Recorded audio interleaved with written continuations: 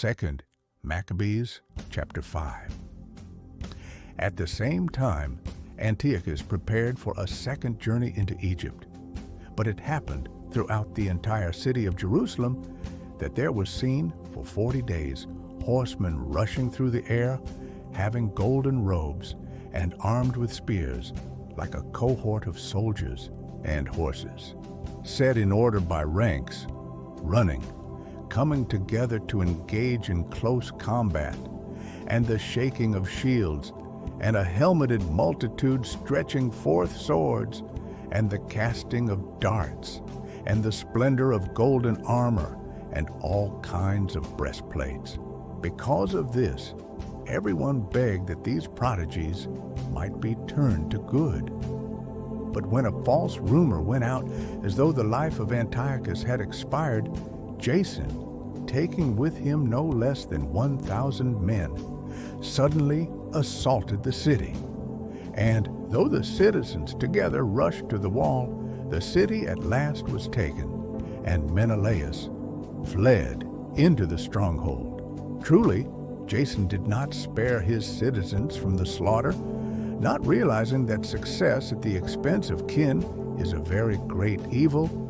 He considered those over whom he was victorious to be enemies and not citizens. And so, he certainly did not obtain the leadership, but truly in the end received confusion for his betrayals. And he departed again to take refuge among the Ammonites.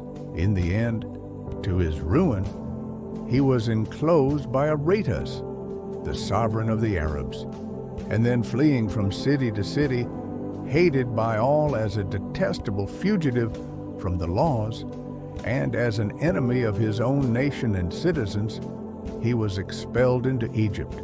And he who had expelled many from their native land perished abroad, starting out toward the Lacedaemonians, as if, for the sake of kinship, he should have refuge there. And he who cast out many unburied was himself also cast out, both unlamented and unburied, and without having use of either foreign burial or a share of the sepulcher of his fathers. And so, when these things were done, the king suspected that the Jews would desert the alliance. And because of this, departing from Egypt with a raging soul, he indeed took the city by force. Moreover, he ordered the military to execute and not to spare anyone they met, and to ascend through the houses to slay.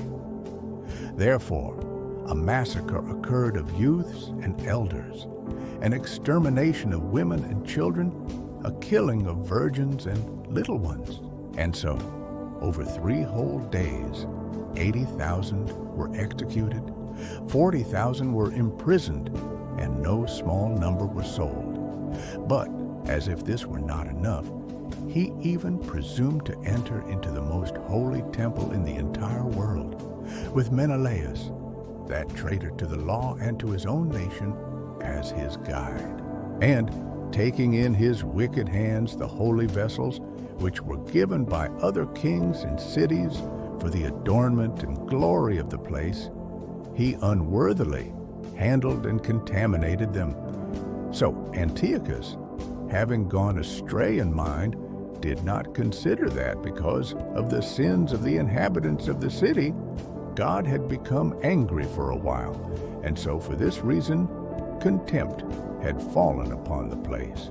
Otherwise, if it had not happened that they were involved in so many sins, as with Heliodorus, who was sent by King Seleucus to plunder the treasury, so also this one, as soon as he had arrived, certainly would have been scourged and driven away from his audacity. Truly, God did not choose the people because of the place, but the place because of the people. And therefore, the place itself also became a participant in the evils of the people. But afterwards, it shall be a companion to what is good, and she who was abandoned to the wrath of Almighty God shall be exalted again with the greatest glory at the reconciliation of the great Lord. Therefore, when Antiochus had taken away from the temple 1,800 talents, he quickly returned to Antioch, thinking in his arrogance to navigate the earth, even by finding a passage leading across the open ocean. Such was the elation of his mind. Yet he left behind rulers to afflict the people. In fact, at Jerusalem, Philip was by birth a Phrygian, but he was in manners more cruel than he who had appointed him.